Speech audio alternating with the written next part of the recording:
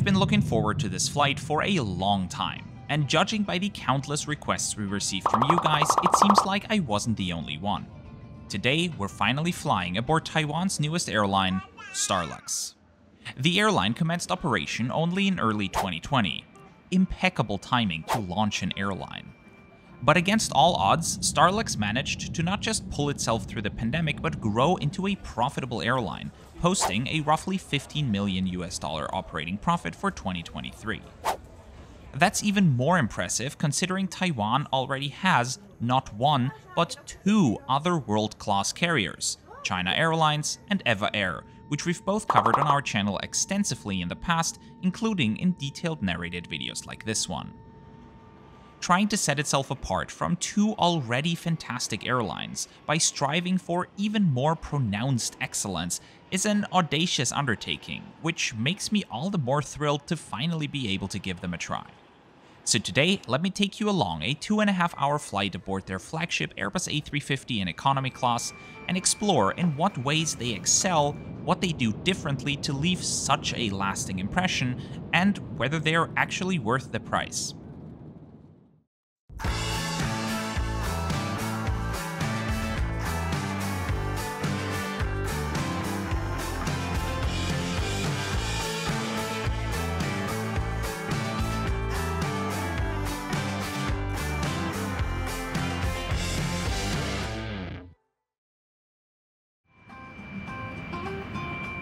Probably the most impressive thing about Starlux is just how new everything is. After barely 4 years of operation, they still employ one of the world's youngest fleets, consisting of exclusively factory-delivered aircraft, equipped with cabins designed precisely to Starlux's specifications. As of October 2024, Starlux has 13 Airbus A321neos, 5 A330neos, and 6 Airbus A350-900s, with a bunch more of each on order, plus some of the larger A350-1000s and A350 freighters. Their oldest plane was built only in 2019. Anyway, I'm just leaving my $50 a night hotel because every euro I save on hotels is a euro I can spend on flights, which at the end of the day is what all of these amazing people contribute their hard-earned money to. Their financial support enables us to put more effort into these videos, such as taking the time to animate airlines' fleets like this and continuously expand the number of airlines showcased on our channel. New ones to be featured soon in detailed videos include Air Japan, Rwandair, and Air Niugini. And if you don't want to miss these videos, make sure you are subscribed. And if you feel like contributing to our mission to create the most detailed flight reviews on YouTube, find out how to become a channel member by clicking on the join button beneath this video. Besides the low price, I also picked this hotel due to its proximity to Taipei Station, the terminus of the Taoyuan Airport MRT, an express rail line connecting the center of Taipei directly with Taoyuan Airport. The train takes 35 minutes from Taipei Station to the airport, runs every 15 minutes from around 6 AM until 11:30 at night, and costs 150 new Taiwan dollars one way, which is more or less $5, so taking the train is a no-brainer. Taipei Station is also home to a city check-in area, where you can drop off bags and receive boarding passes, saving you some time at the airport. Unfortunately for us, it only opens at 6, and since the first train of the day leaves at 6, we'll just have to drop off our bag at the airport. The Taoyuan Airport MRT is emblematic for most Airport Express rail lines. It's reliable, clean, offers fast Wi-Fi, however, is often noticeably crowded. On my way into the city 2 days ago, I ended up having to stand for the 35-minute long journey, so while convenient, it's not perfect. We've just arrived beneath Terminal 1, and I have to briefly elaborate on Taoyuan Airport's terminal layout. The numbers 1 and 2 mainly refer to the arrival and departure halls of the airport, whereas the boarding areas are grouped by letters. Both terminals connect to all 4 boarding areas, and the airlines based here make use of various combinations of them.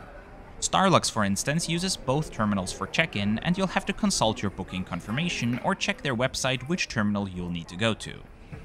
We're flying up to Japan today, specifically to Osaka's Kansai International Airport, which means we're departing from Terminal 1. Starlux has a whopping 5 different check-in lines for first class, business class, lower tier frequent flyers, premium economy, and for us regular economy folk. After a quick and easy check-in procedure, and waiting for our bag to pass the camera, as is compulsory in parts of East Asia, we're off to our departure gate. As we're heading to boarding area A, we're passing Starlux's Galactic Lounge, and it gives us a good chance to talk a bit more about the airline's branding, because I have never seen anything like it before. Perhaps you've already picked up that Starlux's core brand inspiration is futuristic space travel. From the fonts they use, to their choice of earthy colors inspired by the colors of planets, and the various shades of grey you'd find on spacecraft, to their uniforms, every part of their design looks inventive and unusual. The lux in Starlux is Latin, meaning light, so Starlux means starlight, which is why you'll find a shimmering star in their logo. The first two characters of their Chinese name also mean star and universe. Their logo, by the way, is supposed to show two winglets placed atop each other, resembling the letter S, or, in a tilted fashion, the infinity symbol. And even though not officially stated, I believe the resemblance to the number 8, which is considered a lucky number in Taiwan, is also not coincidental. Anyway, what I actually wanted to highlight was how pronounced Starlux's space theme is throughout the journey. From the premium lounge being called the Galactic Lounge, to the levels of their frequent flyer program, Cosmile, being called Traveler, Adventurer, Explorer, and Insider, with a star once again shimmering in the center of the card design and the outlines of a planet visible on the side. After me rambling on the entire way here, we've finally made it. Gate A9, and over there you can already see the plane taking us to Osaka. We'll be traveling aboard Bravo 58504, a brand new 2023 built Airbus A350-900. This plane is so new, it'll be equipped with a feature you haven't seen on an A350 yet, something that the Boeing 787 Dreamliner is known for. The dichotomy between Starlux's ultra-modern, carefully crafted boarding screen designs and the dated, plain, standard layout of Taoyuan airport's boarding screens is admittedly a bit amusing. Starlux's 6 A350s are all fitted with 4 classes. At the very front, there are 4 enclosed first-class suites, albeit not comparable with a true first class. Rather, these seats represent a growing trend among airlines to create a type of premium business class. Operating a true first class with its dedicated lounges and its enhanced service elements is rarely worth the massive additional investment for smaller carriers, which would only carry a couple dozen first-class passengers each day. So, what airlines have been doing lately is leave the ground and in-flight experience similar to business class, but simply invest in some bigger, more private seats aboard their planes and add some limited perks here or there to sweeten the deal. Condor has done this on their new Airbus A330neos, and so has Virgin Atlantic. Oman Air is also in the process of removing its limited first-class offering and replacing it with what they call the Business Studio, which they've invited us to try. So if you want to see what this concept looks like in action, make sure you are subscribed to our channel. As for Starlux, the extra perks compared to business class include simple things like priority check-in and boarding, as well as useful services such as a complimentary chauffeur service to and from Taoyuan Airport. In Los Angeles, first-class passengers get a very unique perk even, where they can use the airport's VIP terminal at no extra charge. This facility is completely separate from the regular terminal building and is what some Hollywood stars use to avoid the crowds inside the terminal building. However, you would be out of your mind if you expected us to give their first class a try. I wouldn't even be able to afford doing so on the 2-hour flight to Osaka, let alone from Los Angeles. This must be one of the priciest first-class products on the planet. I mean, if somebody at Starlux watches this video, I would accept a free first-class ticket, but you'd have to be okay with me telling my honest opinion, and I am suspicious as to whether this can be worth the price of an entire family's once-in-a-lifetime vacation. Starlux's business class isn't all that affordable either, but it does admittedly look gorgeous. They've chosen Collins Aerospace Element seats here, which are the successor of the popular Collins Aerospace Super Diamond seats. There are 26 of these in total, configured in a 1-2-1 configuration and confined between doors 1 and 2, together with the 4 first-class seats up front, to which there is no partition. We're passing through the plane's 4.5 rows of premium economy class, featuring 36 Recaro PL3530 seats in a 2-4-2 configuration. These seats are manufactured in Schwäbisch Hall in southern Germany, and I know that because just recently Recaro gave us an exclusive tour through their factory, which is a video that's worth watching too. As always, we try to give an airline's economy class a try before any of their other classes, so we'll be back here on today's flight. Starlux has chosen Recaro's CL3710 seats for its economy cabin, employing the A350's standard 333 layout, which is noteworthy though because these new A350s have redesigned wall panels which increase the usable width of the cabin and, according to Airbus, would enable 10-seat per row layouts without diminished comfort, so it's commendable to see Starlux still going with 9 abreast. We're in 60K today, which I paid extra for to reserve during booking. A regular seat like this one is around 300 Taiwan dollars or slightly under 10 euros on this flight, with better seats costing more and prices also likely being higher for longer flights. Each seat is fitted with a sizable personal entertainment touchscreen, as well as headrests adjustable on the sides, vertically, and down here for some extra neck support. Despite the flight time being just under 3 hours, we are provided with a superbly comfy pillow with a soft, reusable fabric cover. A complimentary pair of headphones was already waiting for us, and the legroom is good for someone like me who's 180 centimeters tall. The seat also comes with this little extra pocket, handy for storing things like your phone, behind which you'll find the regular seatback pocket with things like the safety card and in-flight magazine. Bifold tray tables are installed too, as are cup and device holders with a bit of space behind it, perfect for safely storing small things like glasses. Above that, the aforementioned entertainment screen with its massive 13.3-inch diameter and adjustable too. USB-A and audio ports can be found at the bottom, and if you're frantically searching for that USB-C port, rest assured, one offering fast charging is available alongside the universal power port below the seats. 2 of these combo plugs are installed per each 3 seats. In the ceiling above, you will also find personal reading lights, which unfortunately aren't adjustable, and missing altogether are personal air vents.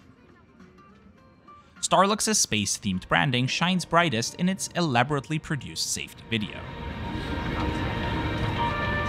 欢迎搭乘星宇航空，皆様ご搭乗ありがとうございます。在展开一段舒适愉快的旅程之前，请仔细观看以下安全影片，因为您的安全对我们而言非常重要。快適な空の旅をお届けする前に、次の機内安全ビデオをご覧ください。スターラックス航空は皆様の安全を最優先しております。 もお持ちにならないでください。店頭サインまたは乗務員の指示に従い、お近くの非常口から脱出してください。救生衣在您座位下或座位旁。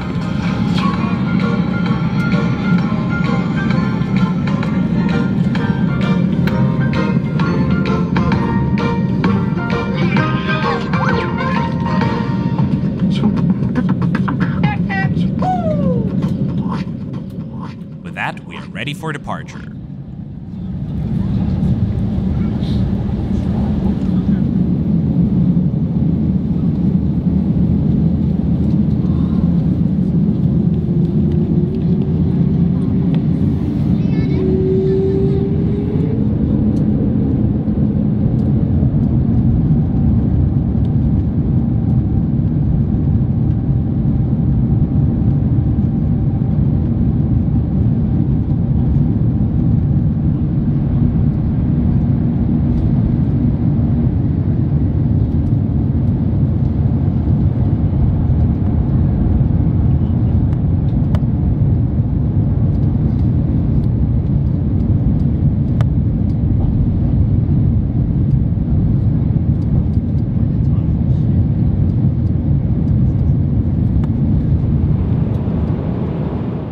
a slightly bumpy climb out of Taipei, it'll soon be time for lunch. Before that, let's have a brief look around the cabin. While the earthy bronze and grey tones look inviting and elegant upon boarding, from the view of a seated passenger, the cabin looks brighter and more tranquil, which gives it a comforting balance. As mentioned, the bulkhead seats cost extra to reserve, and the crew makes sure passengers don't just take a seat here during the flight. The lavatories are also neat, with moisturizing lotion and facial mist provided in economy class. When it comes to distinctive brandings, the only airline that comes to mind as somewhat of an equal is German leisure carrier Condor, where I said this about their new stripe-based design. I wouldn't have been surprised if they had also printed them on the freaking toilet paper. And I am mentioning this now because look at that. Starlux has branded toilet paper. What a legendary move. Right before boarding, I mentioned how this A350 has a feature which so far was only available on Boeing 787 Dreamliners. Well, here it is, the new dimmable windows for the A350. They are notably faster and get darker than the ones aboard the Boeing 787s, and a side-by-side comparison illustrates that difference. Starlux is the launch customer of this feature, and in contrast to the 787s, this will remain an optional feature for the A350s and soon also for the A330neos. I am not aware of any other airline having implemented dimmable windows on Airbus aircraft yet, and I'm quite happy about that, as I am not a big fan of dimmable windows on airplanes. Apart from the fact that the crew can, and at some airlines does, override the controls so that you can't adjust them anymore, what I have noticed on today's flight in particular is that they just get very hot when the sun shines directly on them. Classic mechanical window shades add another physical layer between you and the window, and since they are lightly colored, don't absorb as much of the sun's energy. The darkened window on today's flight to Osaka felt like sitting next to a radiator. I can see these dimmable windows being useful in business or first class, where you can control 2 or 3 of them simultaneously with a push of a single button, and are seated farther away from the window, but for me in economy class, the downsides outweigh the upsides. As the meal cart is slowly getting closer to our row, let's have a brief look at what the Inflight Entertainment system has to offer. Starlux has installed Safran's Rave Ultra Inflight Entertainment system, with these massive 4K touchscreens that come with an equally impressive library of movies, TV shows, music, and games to stream on demand. A separate kids mode is available too, as is a regular state-of-the-art map application. But best of all, this new system allows you to pair your own Bluetooth headphones with your screen, so no need for these low-quality airplane headphones, which are still offered for free even on flights this short.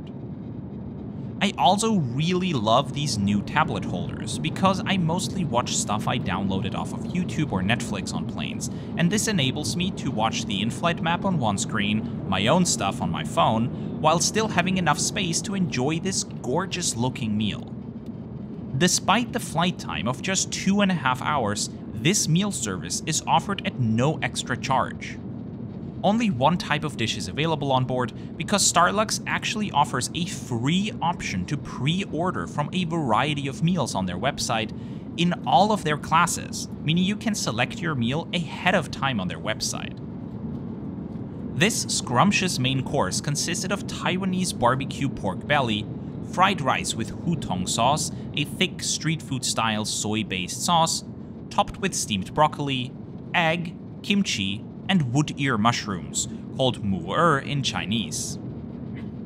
This was served alongside warm bread rolls, a cup of fresh fruit, a piece of coffee cake, and Starlux even provides metal cutlery. Altogether, this meal service is almost hard to believe. I have been on short-haul flights where the business class meals were less substantial than this. This meal is nothing short of extraordinary, particularly in terms of the quality of the main dish and the overall presentation and design. Unsurprisingly, it was also very tasty. Before we begin our descent into Osaka, let's have a look at Starlux's in-flight magazine. In a time where some airlines are getting rid of theirs, Starlux still puts together a well-designed magazine called Qian, which is a colloquial Taiwanese phrase meaning "let's go." You can see their current network, focusing mainly on flights to Japan and Southeast Asia, offering non-stop service from Taipei to Sapporo, Hakodate, Sendai, Tokyo Narita, Nagoya, Osaka Kansai, Fukuoka, Kumamoto, Okinawa, Hong Kong, Macau, Clark, Cebu, Hanoi, Da Nang, Ho Chi Minh City, Chiang Mai, Bangkok Suvarnabhumi, Phuket, Penang, Kuala Lumpur, Singapore, and Jakarta. Its long-haul network isn't yet as pronounced, solely consisting of non-stop flights from Taipei to Los Angeles, San Francisco, and Seattle. Starlux's in-flight magazine also contains an extensive duty-free offering, including airplane models and lots of cool merchandise. As we're starting our descent into Osaka, it becomes apparent just how fast time has traveled. And that's one of the reasons why I believe good airlines are worth choosing. A common argument against paying more for full-service airlines or even premium cabins is that the flight takes just as long as a low-cost carrier in economy class. And that's true. I could have chosen the 10:40 a.m. flight on Peach instead of the 9:20 a.m. flight on Starlux and arrived in Osaka with $200 more in my pocket. But the argument I want to make is that for us humans, time isn't just measured, it's felt. And if you spend 3 hours enjoying yourself versus 3 hours in discomfort, those 3 hours will feel vastly different length. And Starlux makes it so easy to lose yourself in time. From its carefully crafted designs throughout the journey, their comfortable seats laden with features, to its unparalleled in-flight meals, Starlux is a pleasure to travel with. However, it comes at a cost. Starlux is an expensive airline to travel with. Coming in at roughly 3 times the cost of a low-cost carrier, its upsides aren't always worth it. Particularly when you look beyond its marketing and design, the airline isn't all too different from its full-service rivals in the region. EVA Air, China Airlines, and Cathay Pacific all provide complimentary meals and economy class on short-haul flights too, as do they offer in-flight entertainment. So whether the uniquely memorable touch that Starlux offers is worth paying extra for will be left to each individual passenger. As for me, Starlux is somewhat like the Apple of air travel. It's offering a good product, maybe even uniquely good in some aspects, but not necessarily in a generally useful way. But they deliver it in a flawlessly crafted environment that enhances your perception of the product. Is it objectively better than EVA Air, China Airlines, or Cathay Pacific? Not by much. But you'll have an easier time remembering they were, because in every step of the way they did something memorable, in addition to doing impressively well where it mattered, such as seat comfort, reliability, food quality, and entertainment selection.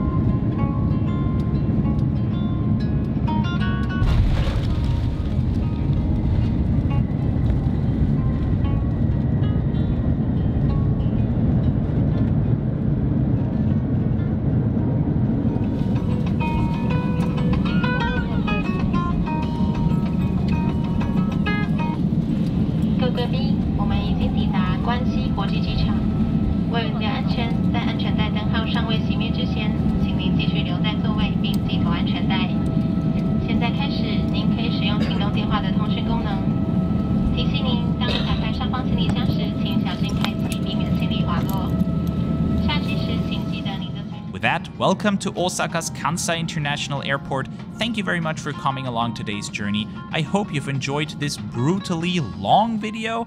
If you did, why not subscribe, as we have plenty more of these videos coming up soon, or even become a channel member and help us further invest in the quality of our videos, starting at as little as €2 per month, which is just €24 per year. Thanks to these types of contributions, we can take more time to do things like reach out to companies like Airbus and clarify additional details about their new dimmable windows, or simply enhance the overall look of our content. But whether you are a channel member, a subscriber, or are simply stopping by for this one video, Thank you very much for watching. I'll see you soon for a new video, hopefully next week, and until then, safe travels.